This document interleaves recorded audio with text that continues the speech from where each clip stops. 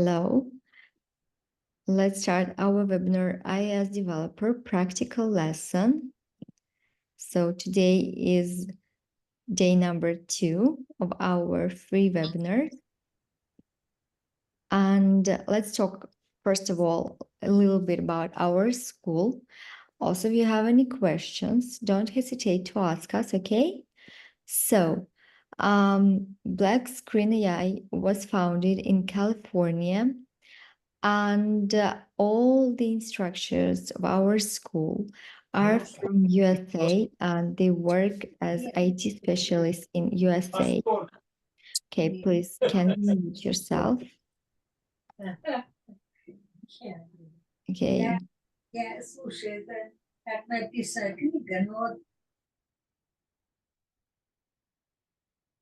I'm sorry.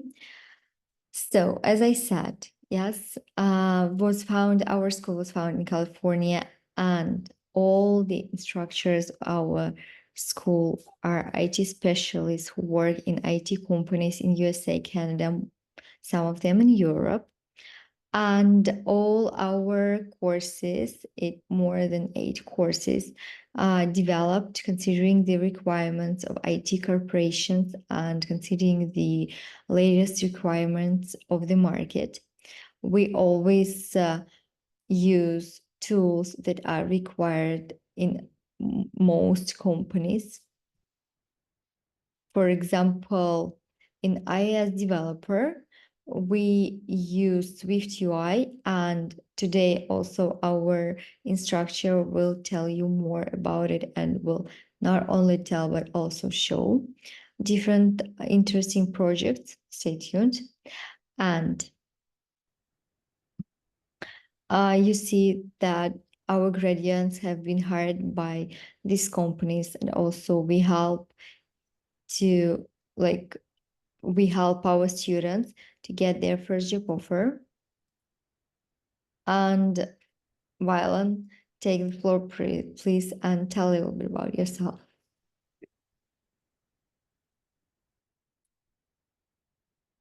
Can't hear you. You are on mute mode.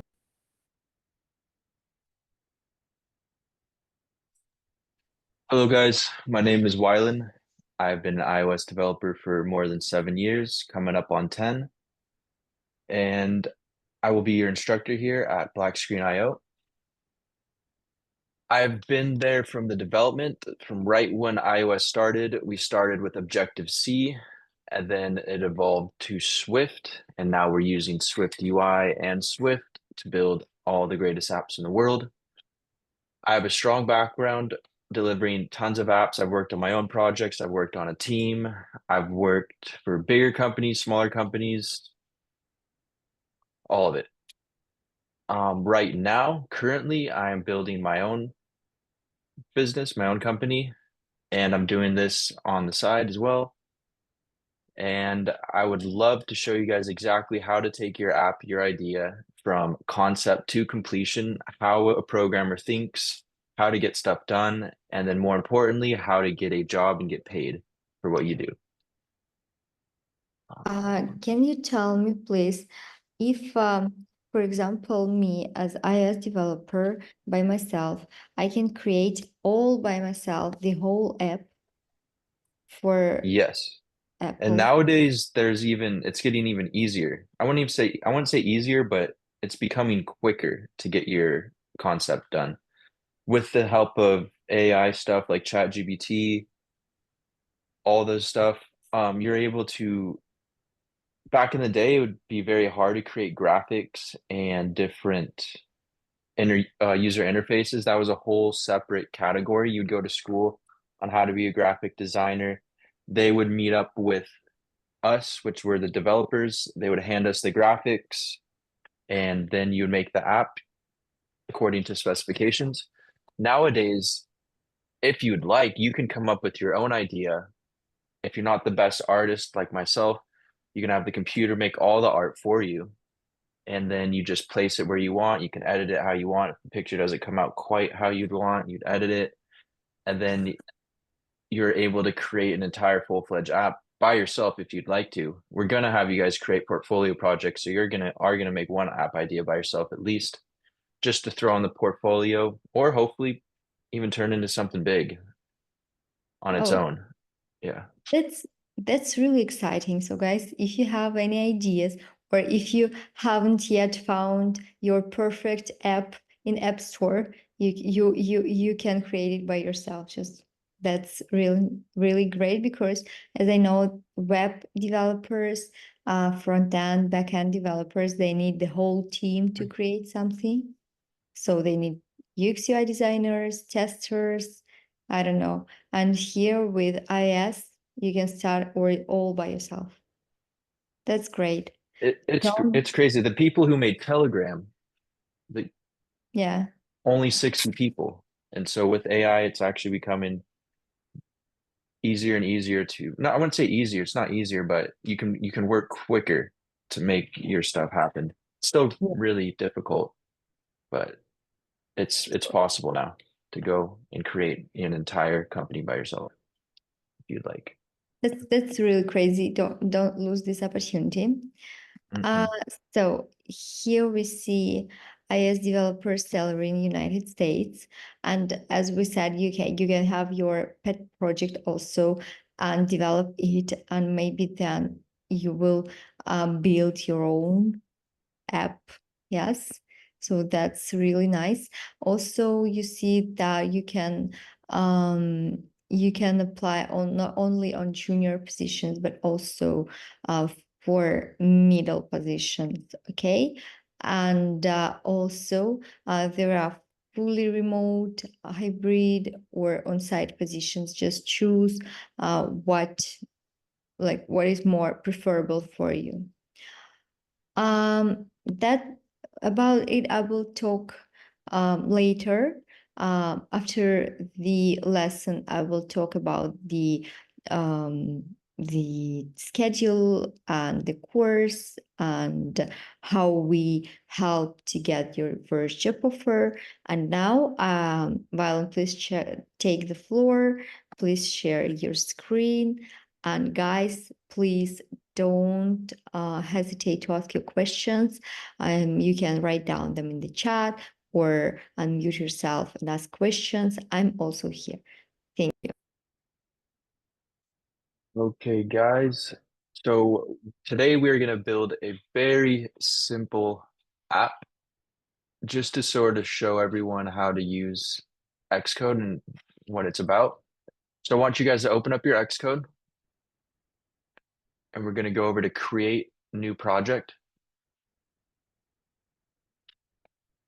So when you open this up, it can give you a bunch of default apps that most people would like to create. If you wanted to create a game, an AR app, a playground app, a sticker pack, iMessage app, Safari extension app, and then there's some frameworks and libraries. Frameworks are essentially a set of tools that you would create for others to use or for your team to use. All this other stuff is sort of more advanced. So audio unit extension app, this is about audio. So if you wanted to create like a sound app where they read your voice, you can do that. But for today, we are just going to open up basic app, regular app right there, and we're going to come up with a name.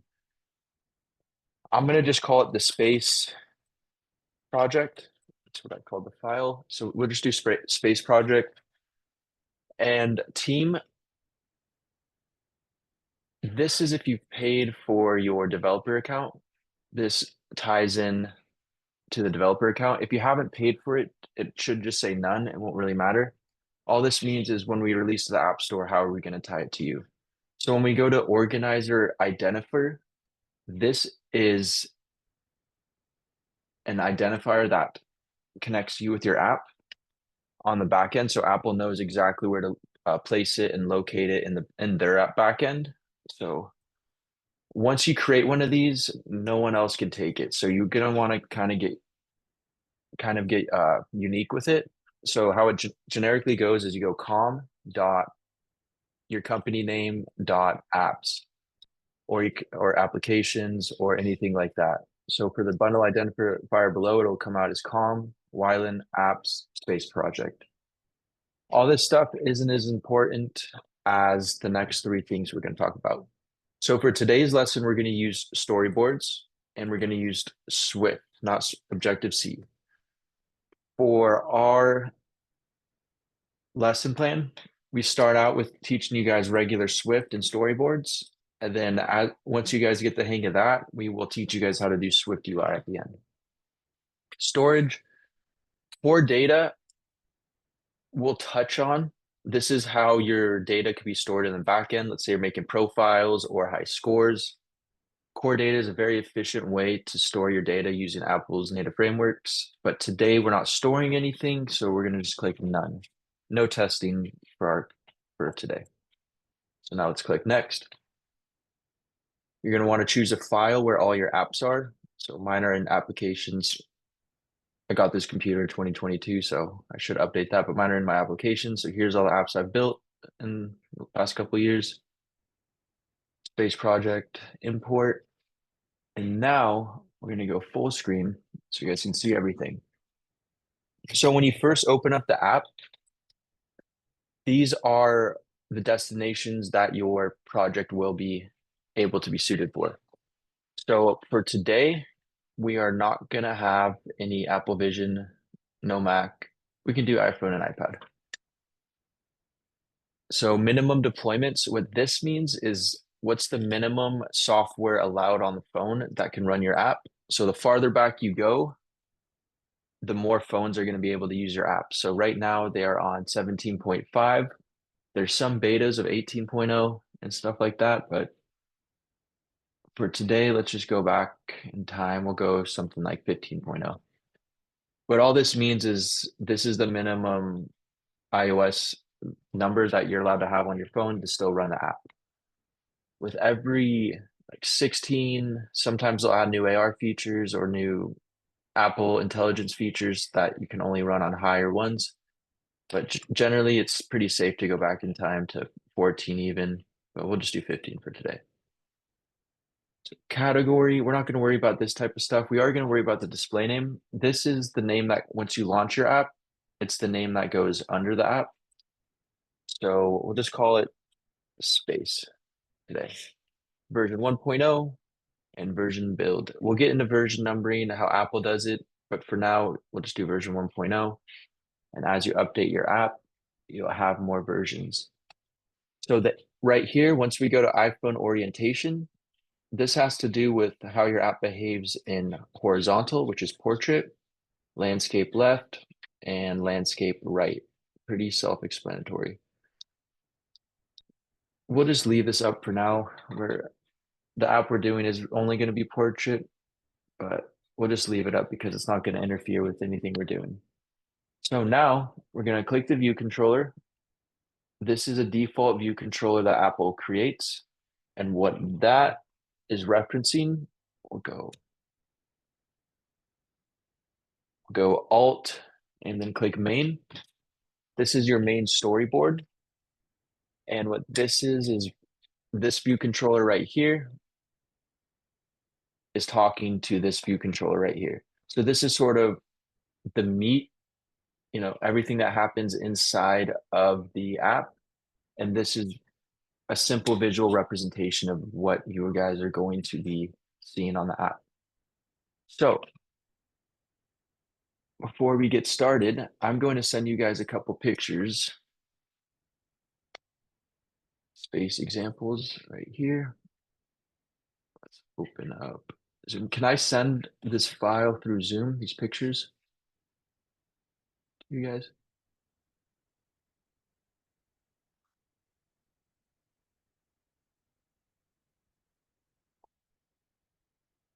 If you can share these pictures.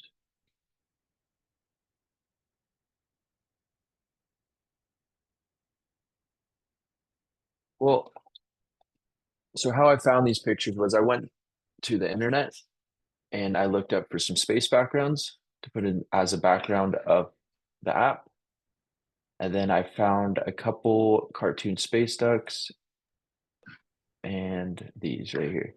What we're going to be doing is just displaying this on the app and having a button cycle through the different space animals. So I will be sharing this with Maria, and she'll be sharing it with you guys. So if you guys want to get the exact pictures, we can do that as well. But all you're going to want to do is go to your assets right here.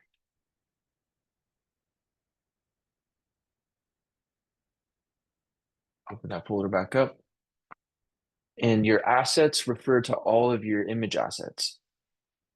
There's also stuff like you can add in the assets folder, you can add custom colors, which you can call a space color. And when you make a special color in here, you can also show it up inside of anywhere. You can call this color anywhere in the app. We'll go space blue color. Just to show you guys the amount of stuff you can do inside of the app, the Apple developer platform. So we're going to go back to full screen. So now that these images are inside of the app, we can call them from our view controller or our main storyboard. Before we move on, I know the first time I opened up, I was confused about what these 1, 2x, and 3x mean. So what this means is it's 1 pixel to 1 pixel. So a lot of times when you're dealing with higher resolution images, you can create the image to be twice as big as you'd like. And so it'd be twice the size. And this is for more higher resolution stuff. I generally like to have my stuff compressed 2x because it looks good on everything. But we'll get more into compressing later. So, boom. All right. So we're going to open this back up in double screen view or here.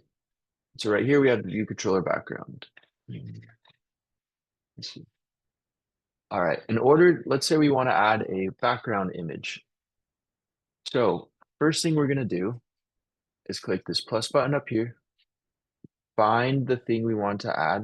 Apple has tons of stuff, buttons, different types of buttons, pull down buttons, segmented controls, all this sort of stuff, colors, scroll view, date pickers. For now, let's just add an image view. So what that means is it's an image that you can view, UI image view.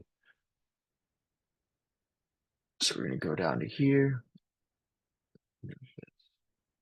And so down here, we have constraints. So what that means is where do we attach this image? So when it shows up, what's it going to be attached to? For now, we're going to want to just make it flush with the entire container of the view. So as you can see right here, it says -11. Let's switch that to 0. So boom, now it's flush with the entire view. Safe area, super view top, and super view bottom. And so now we're going to want to refer this over here. So in order to get that over here, we're going to right click, drag, and this is just a convenience thing that Apple makes. Drop, and we will call this background image. Boom. So now we have a UI image view, a background image over here. So let's choose the image we want to see on the background. We'll do space cloud background. Boom, right in the middle. There are different ways to format this image. So we can go down to content mode and we're going to try them out, see how they all look. We'll do aspect fill, which sort of stretches it out to fill the screen, scale to fill. So this one will condense it. What we had is that just fits the whole image inside of it. But I think the best looking one for today is aspect fill. So now we have a background. What we're going to do now is add another image view. We're going to make it smaller.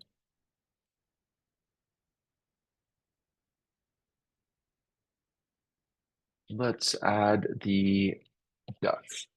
Oh,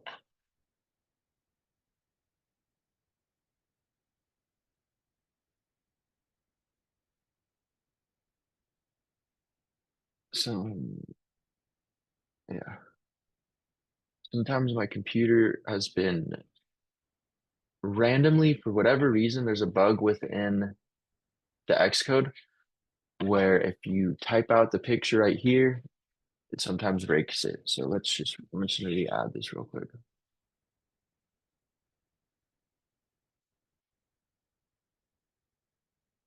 And so this time when I did it, it connected to the safe area. We're gonna want to make sure it says the super view. Make sure it says 0. And on the bottom one, we'll make sure it also says the super view.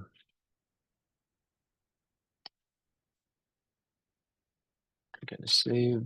Now let's add that other image view.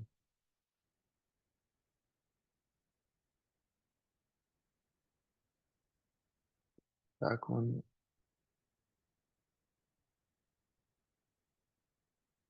And now, for whatever reason, when I type out, there's a small bug. Whenever I type out an image, there's like a 50-50 chance that it breaks the system. That's just a small bug within Apple. We'll do cartoon space cat.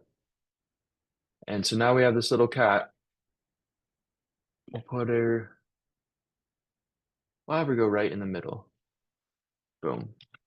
And so let's say instead of attaching the edge of the image to the top or anything like that, or this side to the side, let's post it up so it's right, center, and center. And so learning how to attach constraints correctly in such a way where it it shows up perfect every time, that's a whole science in itself. It's just going to take you a lot of practice on how you want your constraints to go. Do you want it to set this first and then up there first? But we'll have a whole class on constraints in the lesson plan. So this button right here refreshes everything and shows you what it should look like. So if you have it, let's say you leave this right here, this won't actually show up. So we'll go boom. So let's make it constrain it a little bit bigger so we could see the image. We'll go something like 145. And so now we're going to have to add size constraint. That's the width and the height. Boom, boom. We'll make each of them 150 pixels by 150 pixels. Boom. So now sorry, we got to re-add the background view.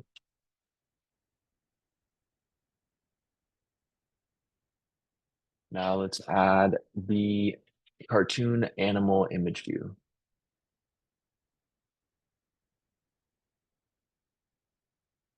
Cool. So let's make a little button that switches through each of the animals. So we're going to go up here. We're going to add cartoon. We're going to add a button. We'll just do it a regular button.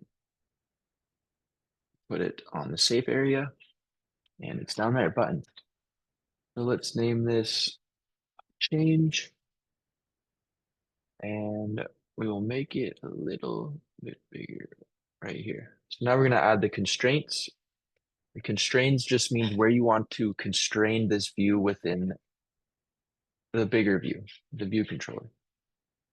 So now we're going to constrain 0 to the very bottom. And we're also going to constrain it horizontally in container. At the same time, we're going to make it a little bit bigger just so it's easier to click. And let's set the size to 155 by 66. Boom. So now we're going to add an action, a button action. And so before we continue, I think now is a good time. Let me drink this water. A good time to go over what exactly the class, the view controller class is.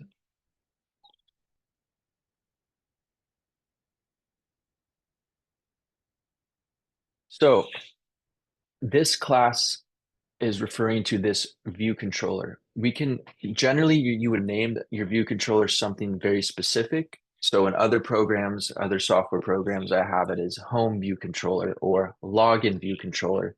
And that helps you reference the view controller that you're going to see. You're going to hear this word view controller a lot, but it's exactly as it sounds. So view, something you can view, and control. So view controller, something that controls a view. And what this means is this is the class name, and this is what it is subclassing. It's taking all of Apple's UI view controller, which is coming from import UI kit. So when you type up here import, you can import a bunch of libraries, native libraries that Apple has already made, or frameworks. Pretty much the same thing. So we'll just do foundation. So this UI view controller came from this UI view kit. Now it's going down to view controller. And so what that basically means is it comes with a bunch of pre-set up functions that you can access. So let's add view vid appear. So what this means is once this view appears, this line of code will run. So we're not going to run anything today after it appears, but essentially there's view did appear, there's view will appear. So if you wanted to use a will appear, you can have something load right before it does appear. If you wanted to be more code efficient, there's a view did disappear. There's a view. And I encourage you guys to ask questions. I know I'm going pretty quick, but there's a lot to learn. It's not something you just learn in one lesson. 6 months is a good amount of time to learn all this stuff. But you will, if you do apply yourself and do listen to everything we say, you will learn everything I'm talking about. It'll be like secondhand. So view did layout sub views. So all these functions that I'm writing right here did receive. All these come from, so all these built-in functions right here come inside this view controller subclass. So it just makes it like very convenient to create an app. Sorry, my camera fell. Create an app and use all of Apple's native frameworks. So for now, we're going to delete all this and we're going to delete this. So now let's create a function of our own. We're going to right click, change button over to the right. We're going to put it right here and we're going to name it change cartoon image tapped. So it's better to be more descriptive than not descriptive enough. So if I would have just been cartoon, change cartoon image, that could reference something else. But since it's doing tapped, that means there's a button tapped. Boom. So IB action function. So this is declaring that it's going to be an action. So sender happened. And then this is the function name, change cartoon image tapped. So when we tap this image, we're going to change the cartoon image from space cat to the space dog. We'll just do that for now. So since we've slided this outlet over, we can now access the data inside cartoon animal image view. So let's do cartoon animal image view. So now we're referencing this dot. You always do a dot to access something within it. So these are all the things that we can change about this image property. We can change its frame size. We can change if it's hidden, its tint color. We can change the hash value, all sorts of stuff. Is highlighted, is animating, publisher, all this stuff. But what we're looking at right now is just image. Boom. And so if you see what that is, actually, before I type that, it's actually a UI image optional. And so what this means is that it is optional. So there could be an image there or there could not be an image there. It could be a nil. So that's what an optional means. So this image view right here has the option of having an image. It doesn't need to have an image. You could just have an empty image view floating up there with no image, and then you can populate it. So we'll do the image right here is equal to Let's create a new UI image and we're going to name it. We're going to name it the cartoon. We're going to have to make sure this string right here is exactly what we named our asset file. So let's go to cartoon space dog. We're going to grab this name right here. This is referencing the name of the image file in the assets. Now we're going to go back to our view controller and we're going to name it cartoon space dog. If you guys are wondering why I put quotation marks, this is a convenience method that allows you to write out a string. If you guys saw before, it said named and it takes in a string. So in order to get the named file, you have to make it a string. So this is just a convenience way to add a string. If you really wanted to, there's so many ways to set this up. You could say let file name equal file name equal string, and then you can load it up from here. 1 second. String equal, and then you can make it a string over here. There's so many ways to set up code, but once you know the basics, it all flows together. So UI image named cartoon space dog. So now when we tap this button, this animal image view's image is going to be equal to a UI image named cartoon space dog. So let's check our code, make sure it works, and we're going to launch it. Before you launch it, if your phone is plugged in, it'll automatically want to launch to your phone. That will take my camera away. So we're going to launch it to one of the simulators. It really does not matter which simulator you use, but I'm just going to use the 15 Pro. Boom. As long as it's an iPhone. Because right here, we're designing for iPhone. And so the very first time your simulator loads up, I was telling you guys before, it has a lot of background stuff to create, and it might take a while to load up. So we're going to close it. Check for our simulator. Here it is, right in the middle of the screen. Space.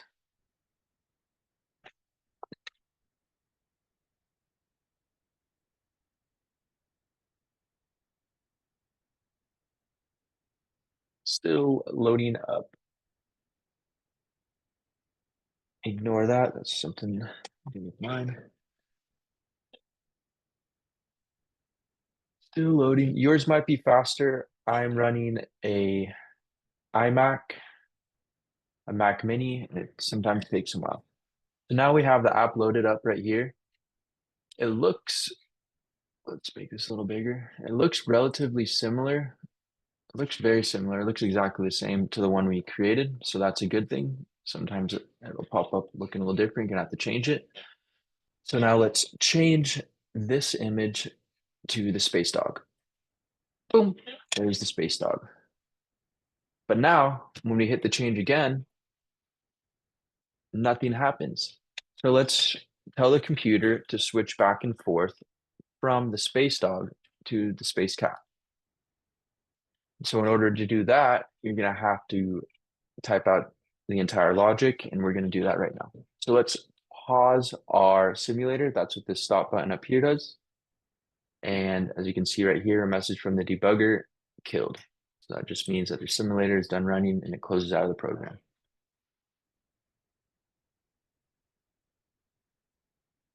All right, so view controller. Now let's create a function that switches back and forth. So there's so many ways to do that, but how we're going to do that today is we're going to have a simple variable that's considered a variable right here. And we're going to call it is image space cat. And so we're going to start it out. We're going to write bool, which means Boolean. All a bool is a true or false value. And so we're going to set it to true because when it opens up, is the image a space cat?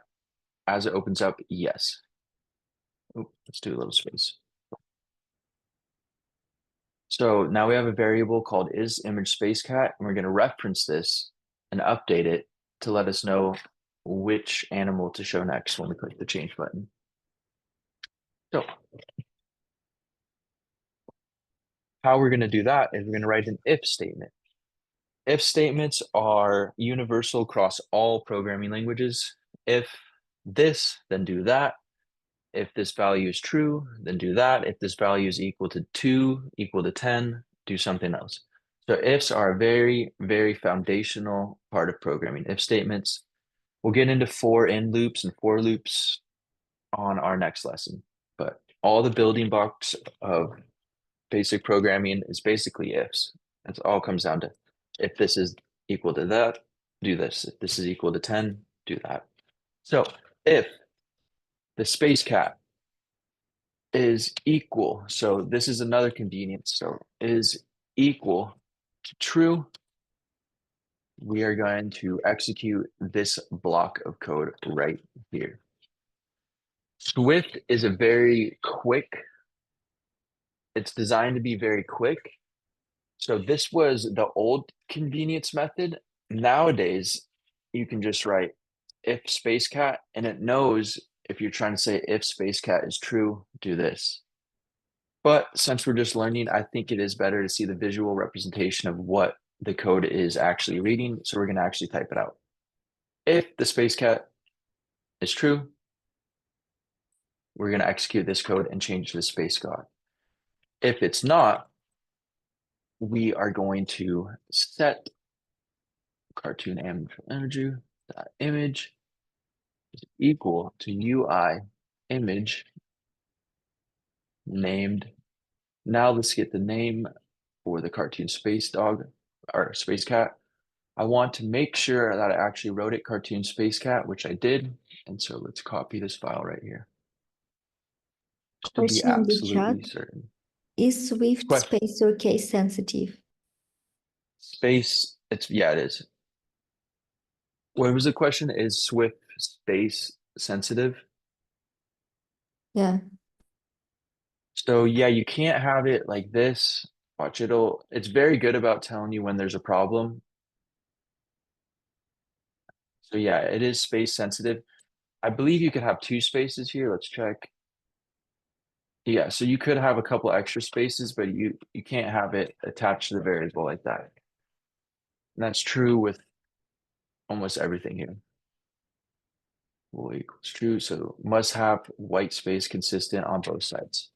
So the Apple ecosystem is very user friendly in the sense it generally points out a bug before you hit compile. Most of the time, not all the time, but most of the time. And so right now, if the space cat is true, we're going to do space cat dog.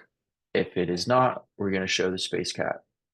There's one thing wrong with this function. Can you guys tell me? Does anyone know? Maybe in the chat. Well, this is what it is. So after we set the space dog, we're going to have to change this variable to false, or else it would just keep executing this part of the function. So now that we've set the space cat image to the space dog, we're going to go is image a space cat? No, false. We're going to do false. On this next part, is image a space cat? We're going to do yes, it is true. So now when we run this function, we're going to tap the change button over here. Going to launch this. It's going to check if the image is a space cat. And if it is, we're going to change it to the dog. And then we're going to set the variable back up here to false. It's not a space cat anymore, so false. And then this part of the code will not execute because it's an if and then else. The next time we click the button, it will run this part of the code. And I'll show you guys exactly how to look at that in 1 second, what the code's exactly doing. And we're going to make this a little bit bigger. and click launch. So now that it's already launched one time, the second time should load a lot faster. Boom. Hit the change button, make sure our code is working. Boom. And let's make sure it's working again. Boom. So now we can switch back and forth between this. I want to show you guys exactly what's happening. So what we're going to do is over here, these are called breakpoints. When you guys set a breakpoint, it's going to stop your code right when it reaches this line of code. So as you are executing the simulator or your device, it's going to stop the code when it gets right here, so you can see exactly which path it is taking. So just for an example purposes, let's run this. Boom. All right, so now when we click change, the code's going to stop right here. And as you can see, it'll go inside the if true right here. And then it will not, once we click continue, it'll go down to the next place, change this variable, and keep going. Boom. So now the next time we click change, it's not going to go through this line of code. It's going to go through the else statement because we have switched the space cat to false. So let's click change. Boom. Space cat. Now it sets it over here. And then we click next and it goes on.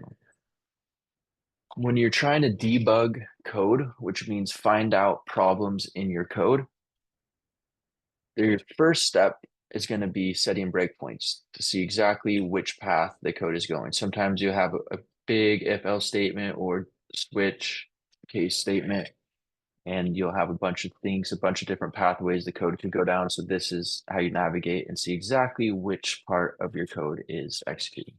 Let's turn this off, click next, and there we go. So this is a small, kind of boring app. Let's add let's make the other animal pop up. So we're going to stop our code and we're going to come up with a different way to display the cartoon animals. So how we're going to do that is we're going to create a number. We'll call it image index. So now since this variable does not exist, we're getting some errors. So let's ignore these errors for now and just finish this up. So image index, we're going to create an integer. An integer is just a number. An int32 is a very large number, and an int64 is a huge number. We don't really play around with this. This is more of when you're dealing with encryption and stuff, but we'll just use an integer for now. Int equals 0. So image index, boom, boom. So let's fill out the rest of the code. So now we're gonna have to change this variable right here. If image index is equal to 0, we're going to change it to the space dog. And then we're going to change the image index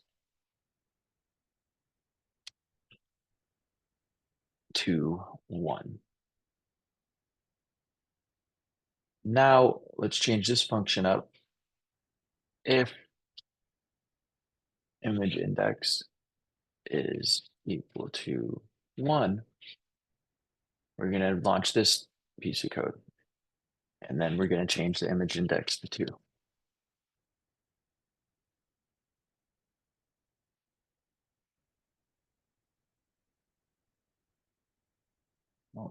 So when you're dealing with programming, you always start with a 0 and you go up to 9. And so the reason they do that is this can represent this is supposed to be 1, 2, 3. We'll get into how it's counted, but you always start off your index, you always start off your number set with a 0. It's just standard across all programming languages. Every single one starts off indexes with 0. And that's due to once it gets to 9 and it loops back, has to do with how computers reference numbers. It's actually quite complex on the inside. So now we're going to tie this function together. Else, if boom, and then over here, else, if image index is equal to 2, we're going to launch the final space duck. Let's go back here. Cartoon animal image. We're going to set it to an image equals UI image named cartoon face ducks. I'm going to make sure this is exactly the same as what is in the file. So go back to image assets, boom. Cartoon space duck. Copy this.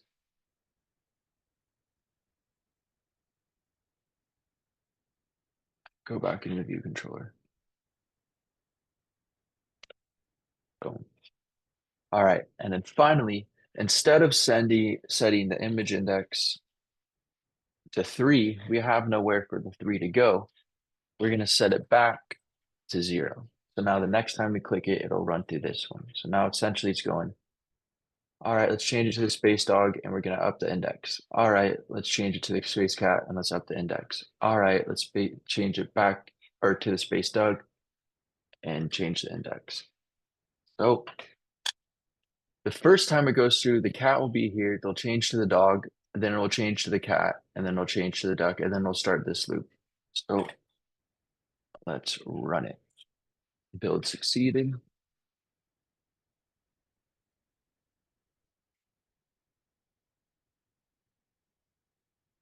Okay, here's the thing.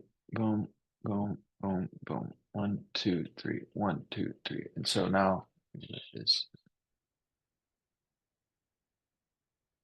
We're going to close this so we can see the simulator and this at the same time. All right. We don't need this anymore, so we're going to close it out and we'll make it so we can see exactly what's going on. So we're going to set a couple debug marks so we can go through the code and I can show you exactly what is happening step by step. So if you want to turn one off, you just delete it. You just drag it away. So we're going to set one here. We set one here and here, and we're going to set one here and here. So let's click change. Code stops here. So when it stops over here, if you wanted to, you can check exactly what the indexes are. You can check stuff throughout the view controller. So we're gonna check by printing the image index. So since it went into the 1, this image index right here, that's what we're printing. And we're gonna see exactly what the index is. 1. And so that image index is 1. Now let's run the code and we'll run the print index after to see exactly what's going on. So now the cartoon image should be changing to a cat.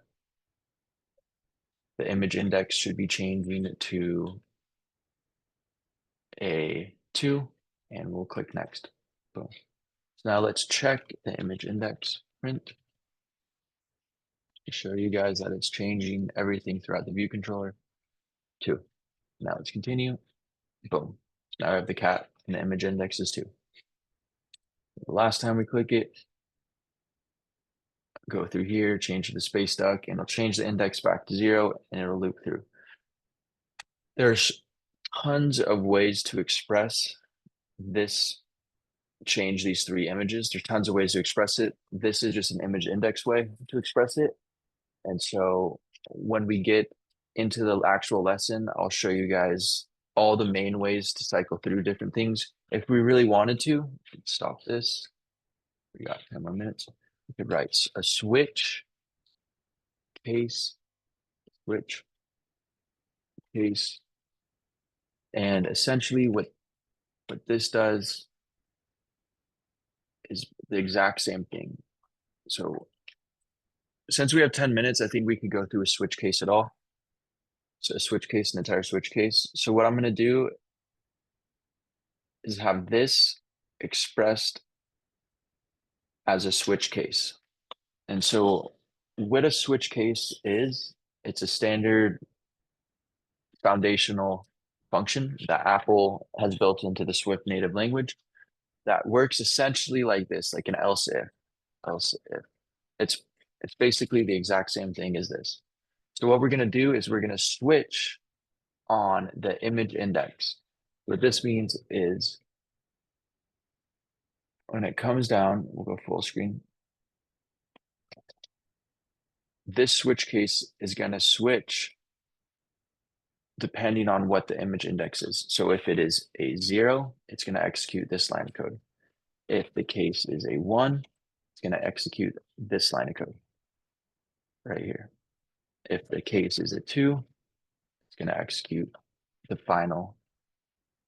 We're getting some errors because nothing's happened, but let's add some code to it to make these errors go away. So we're going to control copy this line of code right here. We're going to put it right in here. Boom. All right. And so for this one, for visibility, we'll just make it go down like that. For case number 1, means this. We're going to add this right here. Boom. And for this final part, we're going to do this.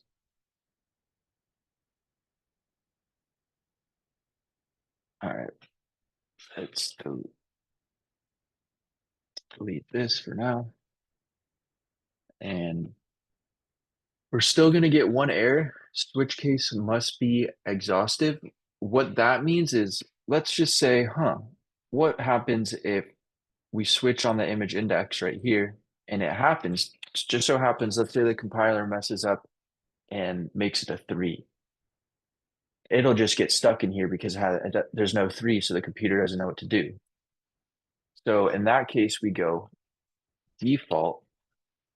And what this means is if none of the cases line up, we just execute this line of code. So if nothing happens, we'll just reset it back to the basic, which in our case really is the space cat, but we'll just set it back to the space dog. So if none of these line up, this is sort of like a default emergency case, and this gets executed. Let's click play. Boom.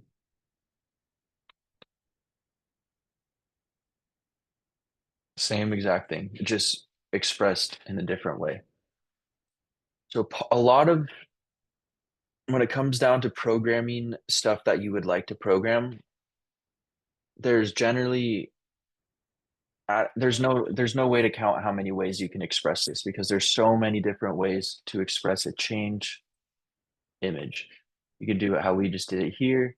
You can make this a name, a string, and have it equal to different string names. You could do the if else statement, for in loops, and just cycle through. But today we just did the if and else, and then we ended with a switch case statement. Since we have 4 more minutes, do you guys have any questions about this project? I know we went kind of quick.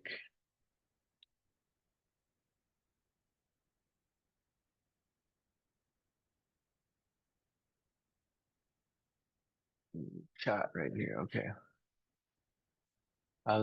Is it like a startup specific one? Could you develop a chat bot?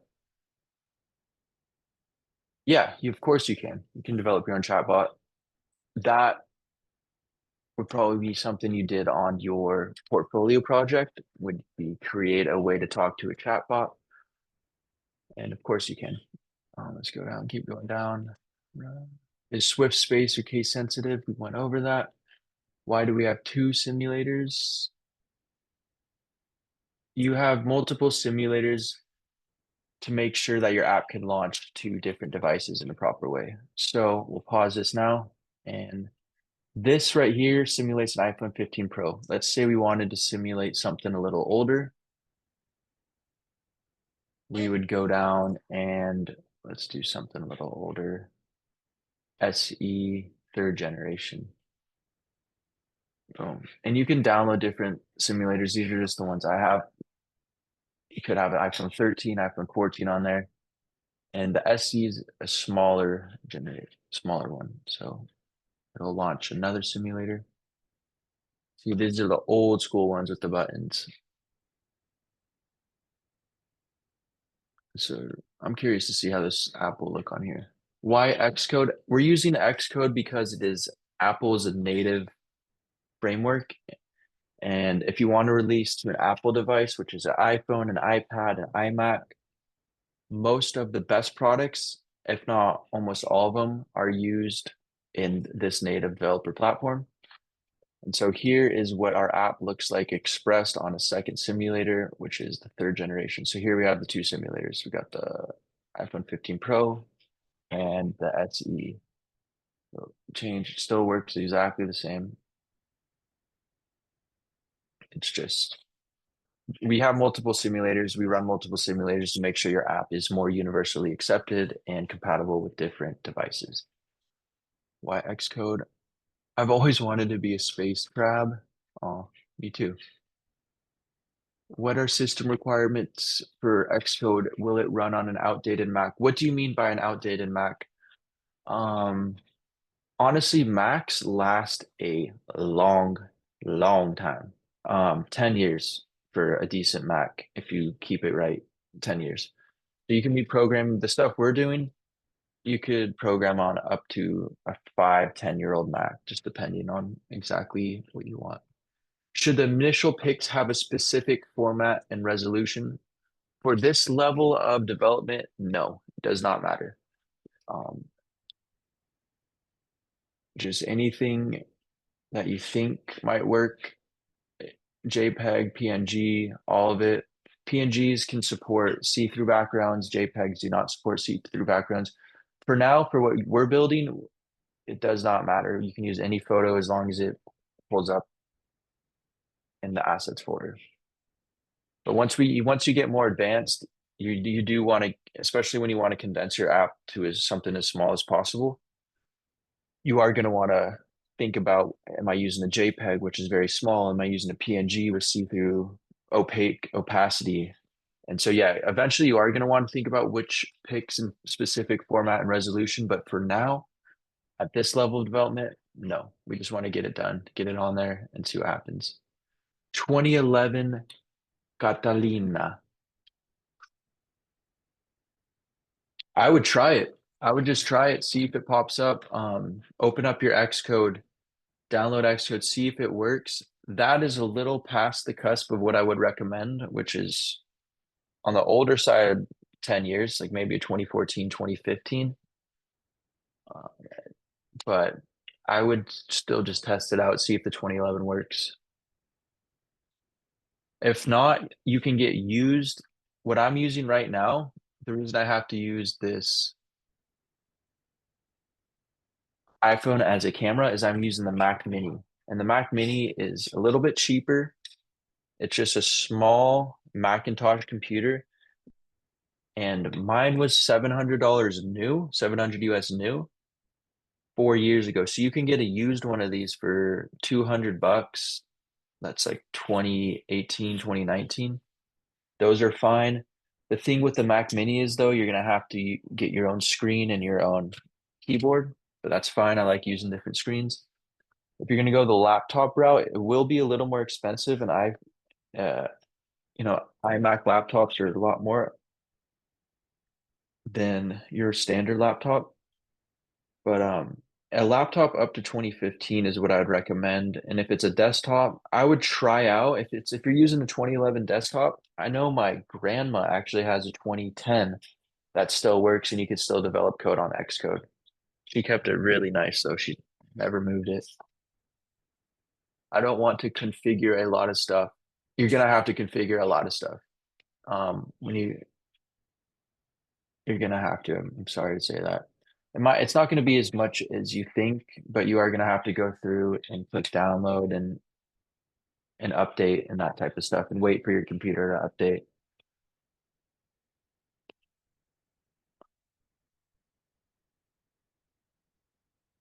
I'm just gonna show you guys once more some of my bigger projects to show you guys what you guys can learn. I'd rather get a newer Mac. If you have the money, it's it's better. It is a little bit better. I don't know exactly the computer you're working with. If you want to send me a message of what your Catalina 2011 is, I could give you a couple pointers. But yeah, if you can afford a newer Mac, if you're wanting to work with VR and AR, I would prefer you having a newer Mac.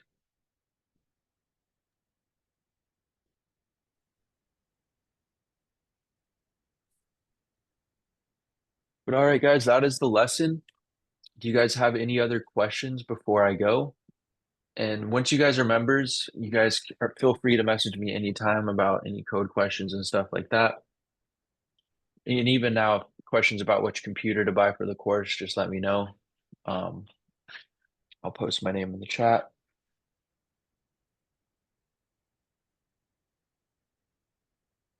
All right. Maria, you can take over. Okay, let me share my screen. Yes.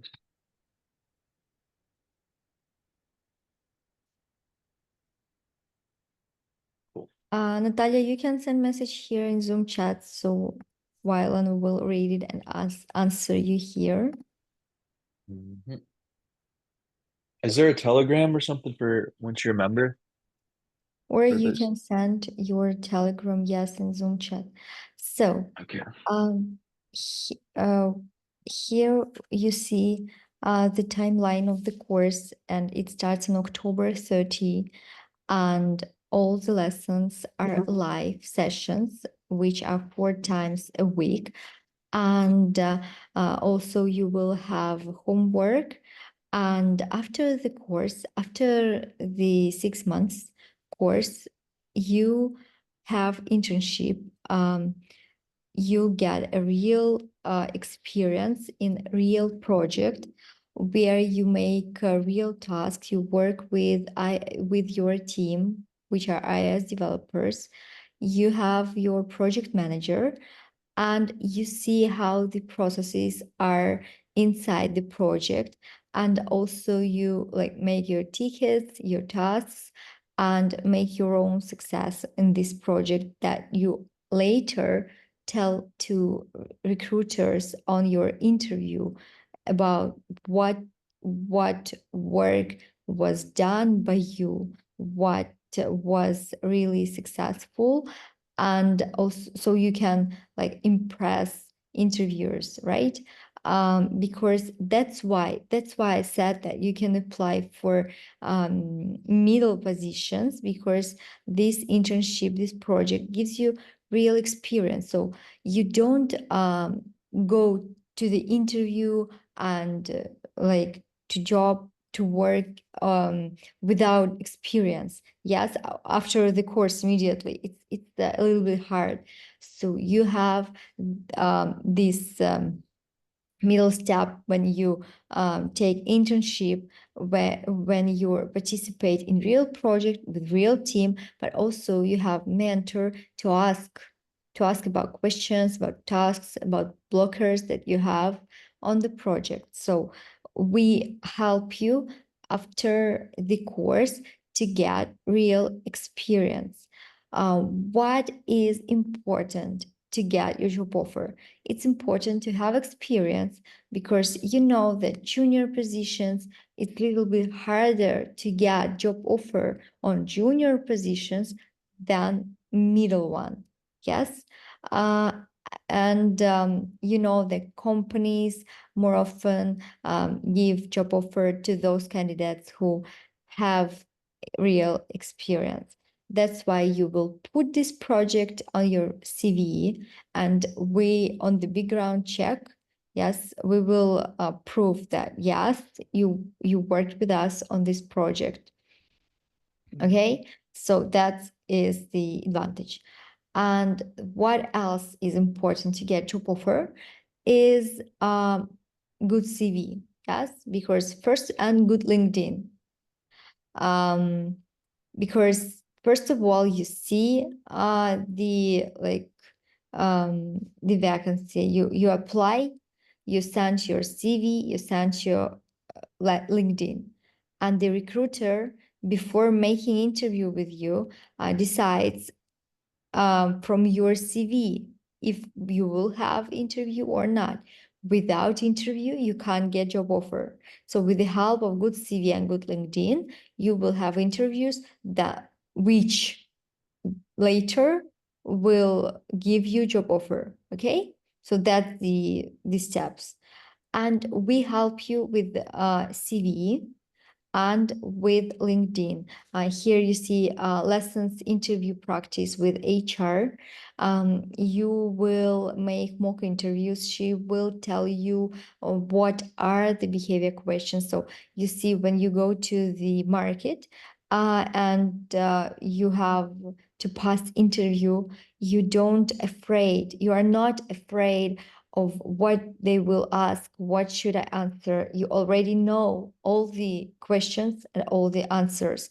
So it helps you to be like to believe, yes, in yourself and to make your best. So career coaching, that's what I am talking about. You will have it. And real experience, yes, in real project. And here we are. It's a schedule. You see the schedule. It will be 6 p.m. Pacific time, and the duration of the lessons is 6 p.m. Pacific time, which is 9 p.m. for Eastern time. Here you see the program of the course file, and can you tell a few words about it? Yes. So what I showed you guys today is just a quick example, but the actual lesson plan will go through step by step by step, building upon each previous step. So you guys really get a full understanding of what is going on inside Xcode and iOS development. We're going to start off with the history of Swift and iOS development, classes and structures, and data types. All these data types, the integers, the doubles, the strings, the floats, are universal data types that are in all sorts of programming languages, from JavaScript to Python to everything you can think of. It starts with these basic building blocks, which are the data types. Classes and structures are Swift. Other programs have classes and structures, but we're just going to talk about Swift's classes and structures. Object-oriented programming, that is the way we program using regular Swift. And MVC and MVVC is how we have each class talk to each other. So this is a model, a view, and a controller, or a model, view, and a view controller, which is MVVC. And then the object-oriented programming is how Swift, and there's tons of different object-oriented style of programming. What that means is we create a bunch of different objects and we tell them how to talk to each other. So we have the view object, the image object. You tell that object to talk to the view controller object. So that is the basics, 1 second of object-oriented programming. We have Xcodes, we have optionals, which we went over, inheritance and protocols. We did a little bit of inheritance today with the UI view controller, inheriting from that and getting all the functions down below from it. Threading, async, await, we'll get into that. Swift package manager.